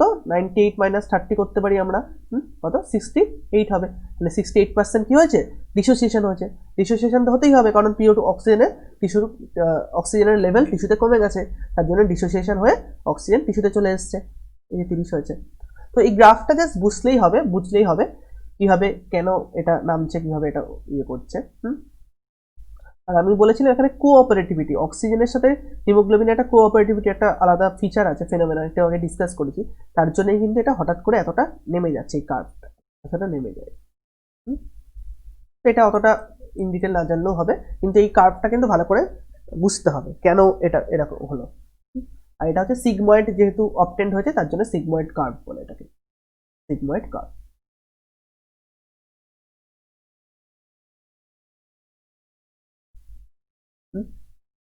বা এটাকে অক্সিজেন ডিসোসিয়েশন কার্ভও বলে, অক্সিজেন ডিসোসিয়েশন কার্ভ। ওকে, এইবার O2 এখানে যেটুকুনি বাকি আছে সেটুকুনি আমরা এখন পড়বো না, সেটুকু কিন্তু CO2টা পড়ে এসে তারপরে ওই জায়গাটা পড়বো, তাহলে একটু সুবিধা হবে। নেক্সট আমরা কি বলবো, transport of carbon dioxide. Carbon dioxide transport কি করে ট্রান্সপোর্ট হচ্ছে, CO2 is carried by hemoglobin as carbaminohemoglobin about 20 to 25%। কি বলছে 20 থেকে 25% কি করে হচ্ছে, তাহলে 20 থেকে 25% কিভাবে হচ্ছে, অ্যাজ কার্বামিনোহিমোগ্লোবিন। কার্বামিনোহিমোগ্লোবিন মানে কি, মানে হিমোগ্লোবিনের ভেতরে কি আছে, হিমোগ্লোবিন একটা প্রোটিন, তার একটা NH2 এন্ড থাকবে, তার সাথে CO2 যুক্ত হয়ে যাচ্ছে। তারপরে কি করছে, HB NH COOH, এটাই হচ্ছে কার্বামিনোহিমোগ্লোবিন, কার্বামিনোহিমোগ্লোবিন। এইভাবে হচ্ছে 20 থেকে 25%। This binding is related to the partial pressure of the CO2। এটা কিন্তু CO2 পার্শিয়াল প্রেশারের উপর ডিপেন্ড করছে কার্বামিনোহিমোগ্লোবিন ফর্মেশনটা, সেটা আমরা দেখবো কি করে CO2 পার্শিয়াল প্রেশারের উপর কার্বামিনোহিমোগ্লোবিন, বা এটাকে আমরা HHB CO2 ও বলতে পারি। এটা হচ্ছে কার্বামিনোহিমোগ্লোবিন, কার্বামিনোহিমোগ্লোবিন। তো এই লাইনটা এখন আমি বলছি না, এই লাইনটা একটু স্কিপ করছি, এই লাইনটা একটু পরে আমি ডিসকাস করবো একবারে। PO2 is a major factor which could affect this binding। PO2 কিভাবে বাইন্ড করে এটা লাইনটাও দেখবো। তো আমরা কি দেখলাম, 20 থেকে 25% কিভাবে হচ্ছে, আগে আমরা কি করে ট্রান্সপোর্ট হচ্ছে সেটা দেখি। 20 থেকে 25% কিভাবে হচ্ছে দেখলাম, যে কার্বামিনো হিমোগ্লোবিন, তাহলে বাকিটা কি করে ট্রান্সপোর্ট হচ্ছে, এটা আবার কোথায় আছে, এবার উপরে দিয়ে দিয়েছে। একটু গুছিয়ে নিতে হবে বিষয়টাকে আগে পরে করে, তবে কিন্তু আমরা বিষয়টাকে বুঝতে পারবো। তাহলে নিয়ারলি 20 থেকে 25% of CO2 is transported by RBC. এই আরবিসি এর মাধ্যমে ট্রান্সপোর্ট হচ্ছে, মানে কি, মানে হচ্ছে আরবিসির মধ্যে কি আছে, হিমোগ্লোবিন আছে, হিমোগ্লোবিনের মাধ্যমে কার্বামিনো হিমোগ্লোবিন রূপে ট্রান্সপোর্ট হচ্ছে 20 থেকে 25%। বাকি 70%, তাহলে হয় না 70% of it is carried as bicarbonate. তাহলে 70% কি করে হচ্ছে, বাইকার্বনেট অর্থাৎ HCO3 মাইনাস রূপে হচ্ছে, HCO3 মাইনাস রূপে হচ্ছে। এবার বাইকার্বনেট কি করে ফর্ম হলো, বাইকার্বনেট এরকম ভাবে ফর্ম হবে, CO2 এর সাথে H2 যুক্ত হবে, H2 যুক্ত হয়ে এটা ডবল অ্যারো হবে, মানে H2CO3, তারপরে H প্লাস আর HCO3 মাইনাস। এই বাইকার্বনেট ফর্মেশনের জন্য একটা এনজাইম দরকার, সেটা হচ্ছে কার্বনিক অ্যানাহাইড্রেস, CA লিখলাম, কার্বনিক অ্যানাহাইড্রেস। এই রিঅ্যাকশনটা একটু পরেই আছে, পরের পেজে আমি বলে দেবো সেখানেও। তাহলে এই কার্বনিক অ্যানাহাইড্রেস, এখানে যেটা জানার বিষয়, এই কার্বনিক অ্যানাহাইড্রেস এনজাইমটা কিন্তু প্লাজমাতে খুব কম থাকে, প্লাজমাতে কি থাকে, খুব কম থাকে, আর আরবিসিতে কি থাকে, বেশি থাকে, আরবিসিতে এটা বেশি থাকে। এর ফলে তাহলে বাইকার্বনেট আয়ন রূপে কোথায় হবে, মেনলি কিন্তু আরবিসিতেই হবে বাইকার্বনেট আয়ন রূপে, প্লাজমাতে হবে অল্প হবে। কেন, প্লাজমাতে এই কার্বনিক অ্যানহাইড্রেস এনজাইমটাই তো কম আছে। নেক্সট আমরা দেখি, বাকি 7% of CO2 is carried in a dissolved state through plasma. তাহলে দেখো অক্সিজেনের বেলা কি দেখলাম, ডিজলভ স্টেট মাত্র 3%, CO2 এর বেলা কিন্তু 7%, তাহলে CO2 কিন্তু ইয়েটার সলিবিলিটিটা অনেক হাই, অলরেডি এটা আমরা পড়েছি। তাহলে CO2 কিভাবে হলো, 20 থেকে 25% হচ্ছে কার্বামিনো হিমোগ্লোবিন, মানে হিমোগ্লোবিনের ভেতরে যে প্রোটিন, আরবিসির মধ্যে যে হিমোগ্লোবিন আছে তার মধ্যে যে NH2 এনটা আছে তার সাথে HHBCO2 ফর্মেশন করবে। তারপরে 70% কি হবে, বাইকার্বনেট আয়ন রূপে। এই বাইকার্বনেট আয়ন রূপে যে ট্রান্সপোর্ট হবে তার মধ্যে বেশিরভাগটা আরবিসির মধ্যে বাইকার্বনেট আয়ন রূপে ট্রান্সপোর্ট হবে, আর প্লাজমাতে খুব কম হবে, কারণ প্লাজমাতে কার্বনিক অ্যানহাইড্রেসের এনজাইমটা খুব কম আছে। এই বাইকার্বনেট আয়ন তৈরি করার জন্য তো কার্বনিক অ্যানহাইড্রেস দরকার। আর বাকি 7% কি করে হচ্ছে, 7% ডিজলভ স্টেট, কারণ CO2 সলিবিলিটি হাই, তার জন্য একটু 7% একটু বেশি। এইবার আমরা এই বাকিটুকুনি বোঝার জন্য, এই এতটুকুনি বোঝার জন্য আমরা কিন্তু আবার একটু দেখে যাব। এইটা এখন যেটা বলছি সেটা এনসিইআরটি তে ডিরেক্টলি বলা নেই, কিন্তু এই পুরো বিষয়টা বোঝার জন্য, পুরো বিষয়টা বোঝার জন্য কিন্তু আমাদের এইটা ভালো করে বুঝতে হবে, না হলে কিন্তু হবে না।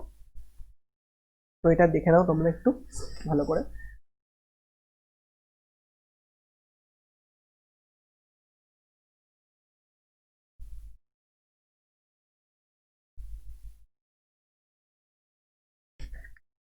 ডবল দাগ হয়ে গেল, এক সেকেন্ড।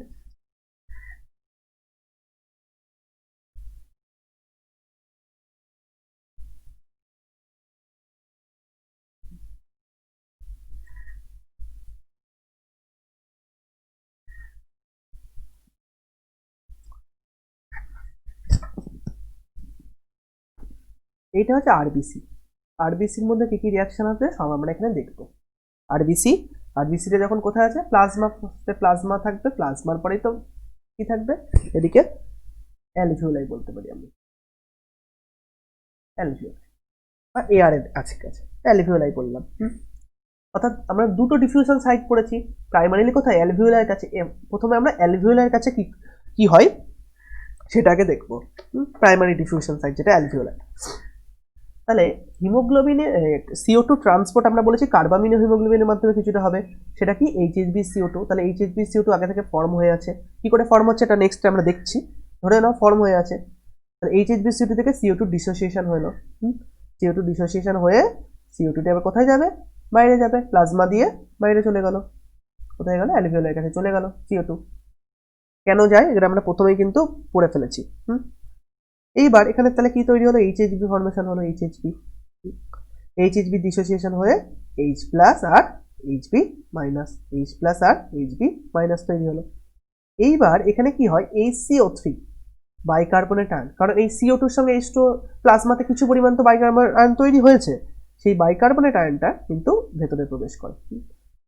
এইবার দেখো বাইকার্বনেট আয়ন আর H প্লাস এই দুটো মিলে তৈরি করবে কি H plus plus HCO3 minus. এখানে তো কার্বনিক অ্যানহাইড্রেস এনজাইমটা আছে, তার জন্য এই রিয়াকশনটা কি হবে, এই তো কার্বনিক অ্যানহাইড্রেস আছে HCO3 minus plus H plus দিয়ে কি তৈরি করবে CO2 আর H2, তাহলে কি তৈরি করলো CO2 আর H2, তাহলে H2 টা আবার বাইরে চলে গেল, আর CO2 টা আবার যেটা তৈরি হলো এটাও আবার বাইরে চলে গেল, একইভাবে আবার CO2 বাইরে চলে গেল। এই রিয়াকশনটা কিন্তু আমরা বলেছি, যেহেতু রিয়াকশনটা কিন্তু উভমুখী বিপরীত দিকে দুটো দিকে কিন্তু ঘটতে পারে, সেটা খেয়াল রাখতে হবে।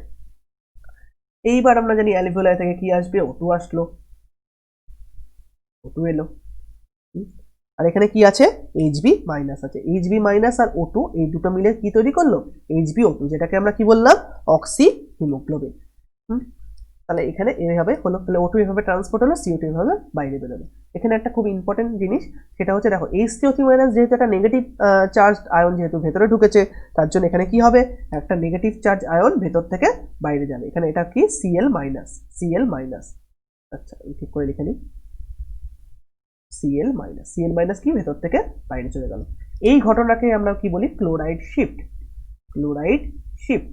তো এটা কিন্তু একটু এক্সট্রা, কিন্তু এটা খুব ইম্পর্টেন্ট বোর্ডের জন্য এবং নিতে তো আসতেই পারে, তো এটা কিন্তু জেনে নেবো। ক্লোরাইড শিফটের ক্ষেত্রে ক্লোরিনটা কিন্তু ভেতর থেকে বাইরের দিকে যাবে, কখন অ্যালভিওলার কাছে, যখন ডিফিউশন পাথটা যখন অ্যালভিওলার কাছে হবে, এটা কিন্তু খুব ইম্পর্টেন্ট।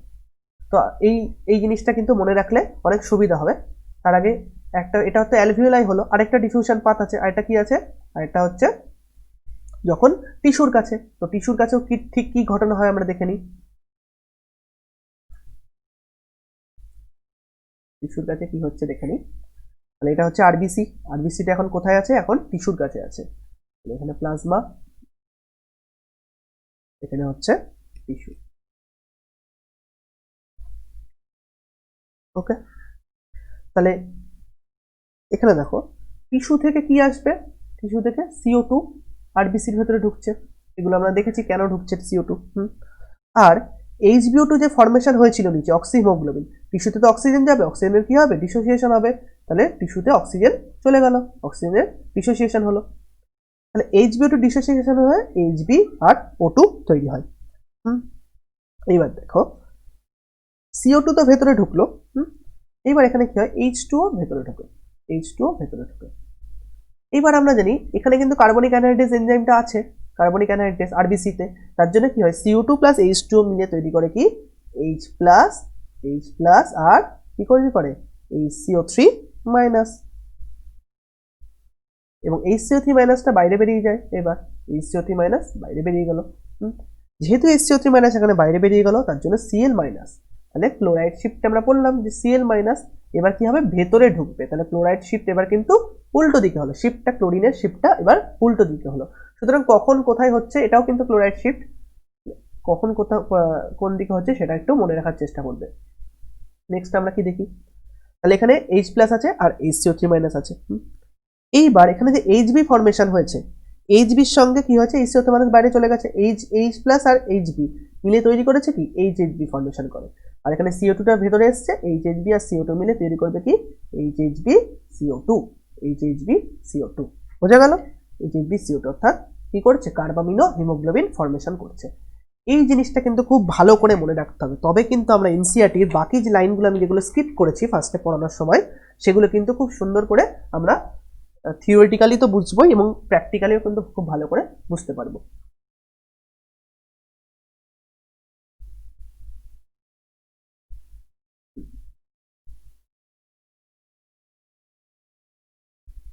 আচ্ছা,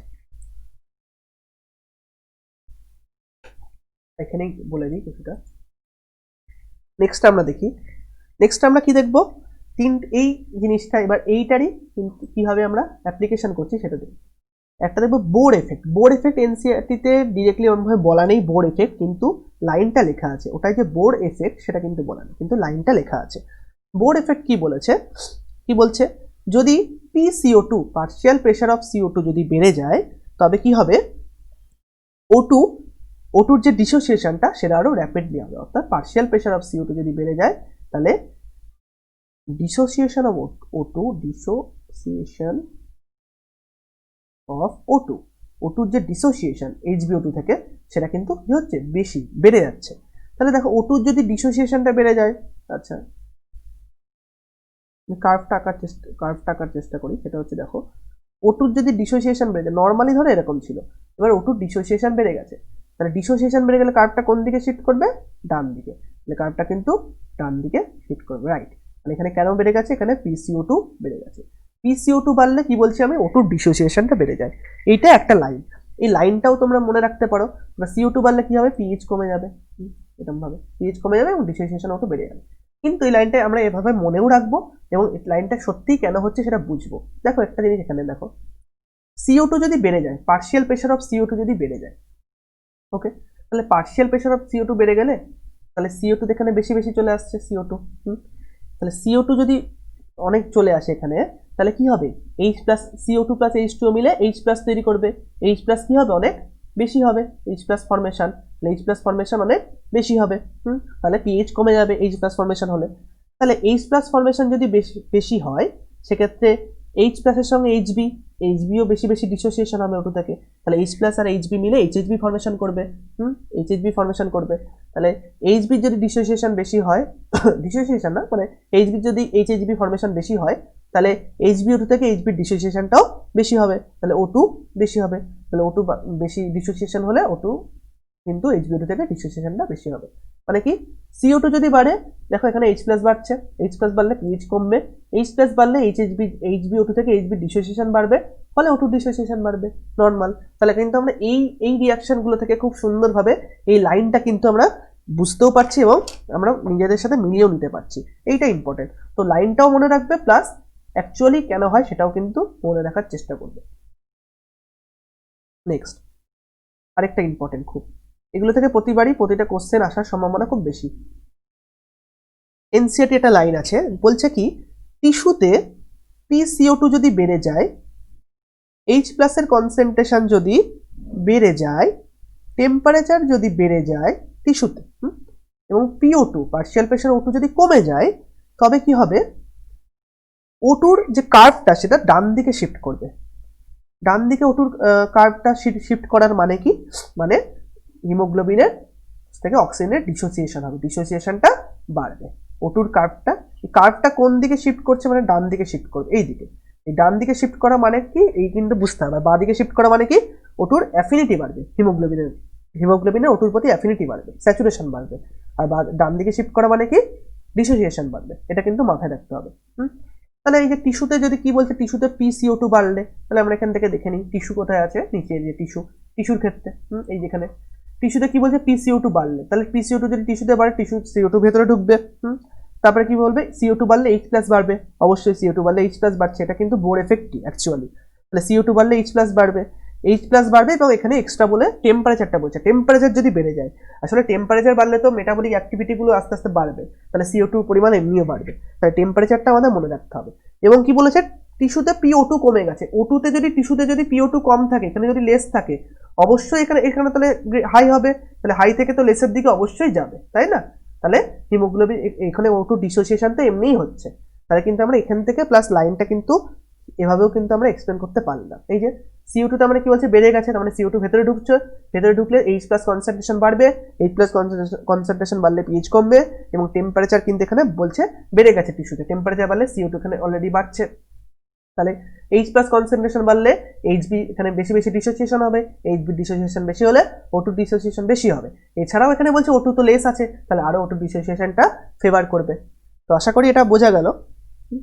এইভাবে ঠিক একইভাবে আমরা আরেকটা লাইন আছে সেটাকে এক্সপ্লেন করব, এটাও কিন্তু খুব ইম্পর্টেন্ট। ইন অ্যালভিওলাই, এটা বলছে অ্যালভিওলাইতে, তাহলে এই যে এক্সচেঞ্জ অফ গ্যাসেস কিন্তু দুটো জায়গায় হচ্ছে, অ্যালভিওলাইতে আর টিস্যুতে, দু জায়গায় কি কি ফ্যাক্টরগুলো কাজ করছে, কমছে বাড়ছে, সেটা কিন্তু দুভাবে, একটা মনেও রাখবো এবং বুঝেও নেব। তাহলে বলছে PO2 যদি অ্যালভিওলাইতে বেড়ে যায় এবং PCO2 যদি কমে যায়, H প্লাসের কনসেন্ট্রেশন যদি কমে যায় এবং টেম্পারেচার যদি কমে যায়, তবে সেক্ষেত্রে কি হবে? তবে সেক্ষেত্রে কি হবে, HbO2 ফর্মেশন হবে, অর্থাৎ কার্ভটা অ্যাফিনিটি বাড়বে, মানে স্যাচুরেশন বাড়বে। স্যাচুরেশন বাড়া মানে কি, কার্ভটা লেফট অর্থাৎ বাঁ দিকে শিফট করবে, বাঁ দিকে শিফট করবে। তাহলে কি বলছে, আগে প্রথমে লাইনটা আমরা মনে রাখবো, তারপরে আমরা দেখবো সত্যি কিভাবে হচ্ছে। কি বলছে, অ্যালভিওলাইতে PCO2 যদি বেড়ে যায়, তাহলে দেখে নিই কি বলতে চাইছে। এবার উপরেরটা অ্যালভিওলাইতে PCO2 বেড়ে গেছে, তাহলে এখানে যদি CO2 বেড়ে যায়, অ্যালভিওলাইতে PCO2 কি হয়েছে, বেড়ে গেছে, সরি অ্যালভিওলাইতে PCO2 কমে গেছে, এখানে হ্যাঁ অ্যালভিওলাই PCO2 কমে গেছে, PO2 বেড়ে গেছে, সরি এটা ঠিক করে নিও, PO2 বেড়ে গেছে, তাহলে এখানে অ্যালভিওলাইতে PCO2 কমে গেছে, তাহলে অ্যালভিওলাইতে PO2 বেড়ে গেছে, তাহলে বাইরে O2 এমনি কত, O2 অ্যালভিওলাইতে 104 ছিল, হ্যাঁ, তাহলে PO2 বেড়ে গেছে, তাহলে এখানে যদি 104 থেকে আরো বেড়ে যায়, হ্যাঁ, তাহলে এখানে কি হবে, তাহলে এখানে O2 ভেতরে আরো আসবে, এখানে O2 পরিমাণ RBC তে O2 পরিমাণ বেড়ে যাবে, O2 ভেতরে আরো আসবে, তাহলে O2 যদি ভেতরে আরো আসে, অক্সিহিমোগ্লোবিন ফর্মেশন হবে, HbO2 ফর্মেশন হবে, এটা তো বুঝলামই। আবার কি বলছে, PCO2 কমে গেছে, অ্যালভিওলাইতে PCO2 কমে গেছে, তাহলে অ্যালভিওলাইতে PCO2 কমে গেলে CO2 বেশি বেশি করে দিকে চলে যাবে, এখানে CO2 বেশি বেশি করে এদিকে চলে যাবে। এবার দেখো, CO2 যখন এখানে বেশি বেশি করে যাচ্ছে, তখন HCO3 মাইনাস যখন ঢুকছে, C এর সঙ্গে কার্বনিক অ্যানাইডেস কি করছে, এই CO2 প্লাস H2 তৈরি করছে, H2 বেরিয়ে যাচ্ছে, CO2 আবার বেরিয়ে যাচ্ছে।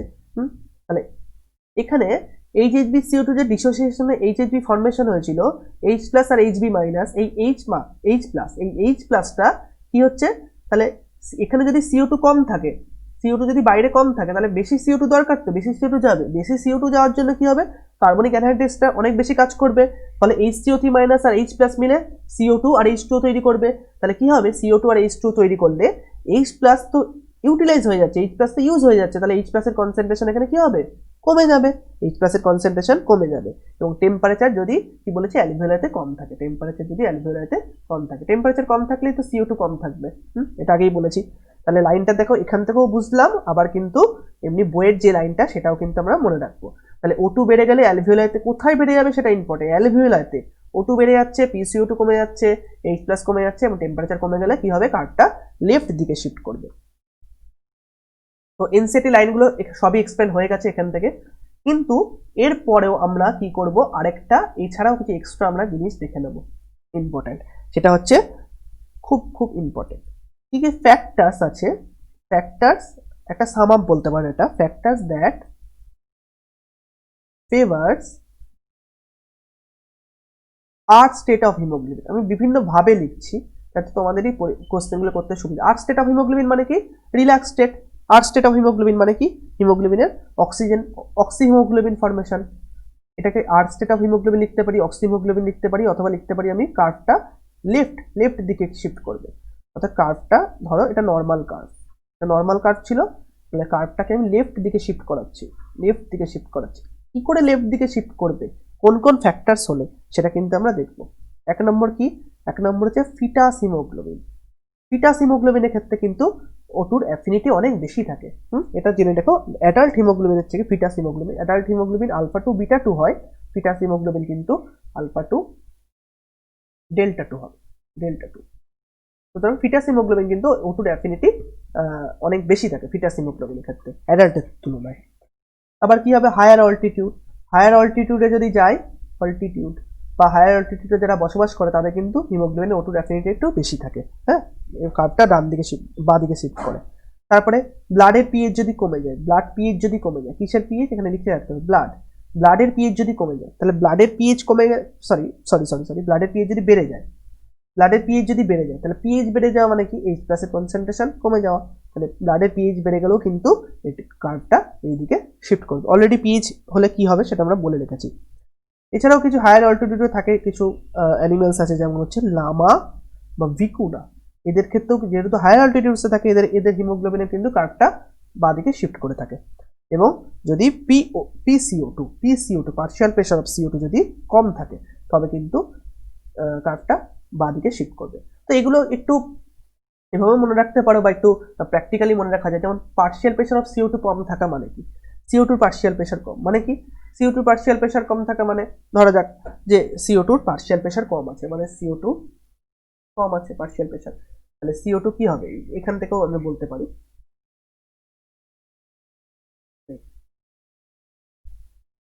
এখান থেকেও বলতে পারি যে CO2 পার্শিয়াল প্রেশার যদি কম থাকে, অর্থাৎ CO2 যদি কম থাকে তাহলে CO2 সেক্ষেত্রে এই যে CO2 যদি পার্শিয়াল প্রেশার কম থাকে তবে কি দেখা যাচ্ছে, কার্ভটা কিন্তু O2 HbO2 ফরমেশনটা কিন্তু বেশি বেশি হবে। হ্যাঁ, এই HbO2 ফরমেশনটা বেশি বেশি হবে, HbO2 ফরমেশনটা কিন্তু বেশি বেশি হবে CO2 যদি পার্শিয়াল প্রেশারটা কম থাকে। CO2 পার্শিয়াল প্রেশার কম থাকা মানে কি, ধরা যাক এখানে CO2 পার্শিয়াল অলরেডি আমি বলে দিয়েছি, তবু আরেকবার বলছি, CO2 পার্শিয়াল প্রেশার কম, তাহলে HHB CO2 থেকে HHB আর CO2 ফরমেশন হলো, তাহলে CO2 বেশি বেশি করে চলে যাচ্ছে।